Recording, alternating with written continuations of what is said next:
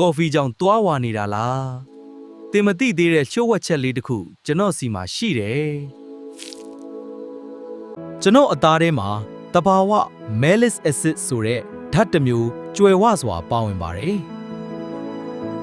ဒီဓာတ်လေးကသွားကြွေလိုဝါပေါ်မှာကတ်နေတဲ့ကော်ဖီဂျိုးတွေကိုဖြည်းဖြည်းချင်းဖြိုခွဲပေးနိုင်တယ်ဓာတုဆေးတွေလို့မဟုတ်ပဲတဘာဝအတိုင်းအလုပ်လုပ်တာမို့သွားကျင်တာမျိုးလည်းမဖြစ်စေပါဘူးတစ်ပတ်ကို2ကြိမ်လောက်စတော်ဘယ်ရီကိုဝါးစားပေးုံနဲ့သွားလေးတွေပိုဖြူလာစေဖို့ကူညီပေးနိုင်ပါတယ်